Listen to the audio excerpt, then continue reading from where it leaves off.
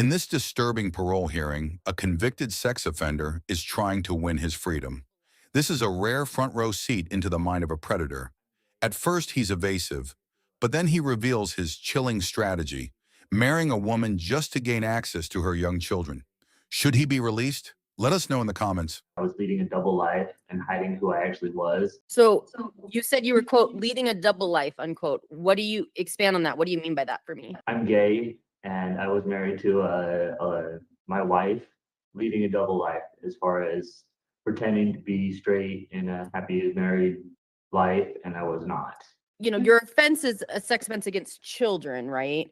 Yes. So my concern is that you're not addressing that issue. I was leaving a double life as far as being gay and attracted to young children. I went ahead and found this woman and married her that had young children, so I could proceed in my devious thoughts and whatnot into dealing with those urges that I had instead of coming out and being gay and being who I wanted to be. That's what I mean by leaving a double life that led into my offense. I show you currently incarcerated for case 141912028. I'm not going to go over that offense in detail like you probably did at your original hearing, but I'm going to ask you for any comments you have about your offense. Do you have any comments about the offense? No, I do not. Do you have any insight into your risks of why your offense occurred? No, You have no insight into why it occurred? not at the moment. I'm going through therapy right now and working through all that, getting a summary of everything that I need to work on and my behaviors and everything that me and my therapist are working on. And I appreciate you're going through treatment, right? That's a good thing. Yes. But I am concerned that you're not willing to say anything about why the offense occurred and how you plan on dealing with it in the future. Oh, as far as like why it occurred and how I'm going to deal with it. Okay, Yes. I was didn't understand. I apologize. It occurred because I was not responsible of my actions and what I was doing, and I was leading a double life and hiding who I actually was instead of talking to my support circles that I would have had if I put them in place, so these things would not happen. I'm moving forward and I've been putting a support circle together so that I can have these steps so these things don't happen again. So if I am struggling with something, I can talk to somebody about it and move forward before something else does happen. So you said you were, quote, leading a double life, unquote. What do you expand on that? What do you mean by that for me? I'm gay and I was married to my wife, leading a double life as far as pretending to be straight in a happy married life, and I was not. I am, your offense is a sex offense against children, right? Yes. So my concern is that you're not addressing that issue. As far as, sorry, I was leaving a double life as far as being gay and attracted to young children. I went ahead and found this woman and married her that had young children, so I could proceed in my devious thoughts and whatnot into dealing with those urges that I had instead of coming out and being gay and being who I wanted to be. That's what I mean by leaving a double life that led into my offense. So do you have any current victim contact? No, I do not. When's the last time you had contact with the victims? Back in 2014. And is there anything you'd say about victim impact or victim empathy? As far as I feel really horrible what I've done to them. It was not right. I feel really bad. I shouldn't have done what I did, and I really hope that they are had this time and seen these therapists and whatnot to help themselves in life to get over this, to move forward of the pain and suffering that I have caused them. So I'm still a little concerned, that the offense is children and you're talking about your sexual preference, which is, those are two different things, right? Because obviously the offense is against children, Yes. not adults. So Yeah. is there anything you'd say about that? What do you mean by that question? I'm sorry. I guess you're talking about your sexual preference, And, but the offense is against children, not, you know, so I guess I'm a little confused on how you're equating the two together. As far as like leading the double life type of thing, and as far as attracted to children, Yeah. well, I was doing that double life, so I could get closer to the children with my wife because I was attracted to them. And do you have any contact with, I'm assuming is it your ex-wife? No, it's we're separated, we're still married, and no, I do not have contact with her. All right, sir. I want to make sure I get to the sex offender treatment summary. Do you remember receiving that, sir? Yes. What did you think of it before I go into specifics? I think that my therapist wrote a good summary over it, and he was pretty much on cue of what he said. I believe that. Okay. So you thought it was pretty accurate? That it was Yeah. accurate? All right, I want to go into specifics of it. It said that you completed pre-treatment, which is good.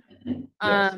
You were admitted to this core program. However, you were removed from the program due to failure to follow rules. So can you tell me about that? Yeah, I was when I got put into the core program in Kane County, I got involved with somebody down there, another inmate, and had rules put in place because they knew that we were romantically involved, and we didn't follow those rules, and so we got removed. So are you currently still out of the program? No, I'm in the program right now. And what do you think of the program so far? It's actually really good. I'm learning a lot about myself and what I need to look for in my behaviors and how to deal with them and how to properly deal with them. And what have you learned that you need to look for in the future? When a situation, a high risk situation approaches, I need to take a minute. I need to take a deep breath, stop and breathe, and assess the whole situation before I act, or before I react instead of act. So I can put everything in line and be like, okay, this is not good, this is bad. Put those risky thoughts, replace those with positive thoughts and move forward. And I appreciate you talking about this stuff, right? I'm sure I'm not asking easy questions. And obviously the point of this hearing is for me to get some understanding of the offense, right? And why and how you plan on dealing with these issues moving forward, right? Yes. So so I appreciate your insight, and it sounds like you have taken some stuff from the program. The sex offender treatment memo also noted that that you've been enrolled in the program for a short time. It assessed your risk. It recommended that you complete the program and that you're anticipated to complete the program in August 2025. Does that sound all still approximately correct? Yes. Do you think you need the program? Excuse me. Do you think you need sex offender treatment? Yes, I'm actually really enjoying it and it's moving along really good and forward. I'm really enjoying what I'm learning. All right, sir. So I show that alcohol was related to the offense or somehow involved. I think when you were caught, were you using heroin? Yeah, when you were caught that you had heroin on you. But in your board packet, you said that you left the substance use section blank. So I guess I'm a little confused. I did. I apologize for that. I was on heroin at the time when I got arrested. I used it for twice, I believe it was, 2 or 3 times. And that was all I actually ever used it in my life. So were you using heroin when you committed the offenses? No, I was not. Were you drinking? No, not when I committed the offense. Do you think you have substance use issues? No, I don't think I do. Can you expand on that for me? I occasionally had a couple drinks like on the weekend or after work, but nothing really that put it over the edge or the top, or it wasn't a problem for me. I feel like it was just on an occasion type of thing, like socialize. What about heroin? I use that just when I was getting investigated for all this, and I was just kind of going off the deep end and just didn't really want anything, just wanted to feel numb. And so a coworker of mine offered it, and I tried it. Do you think it'll be an issue if you're paroled?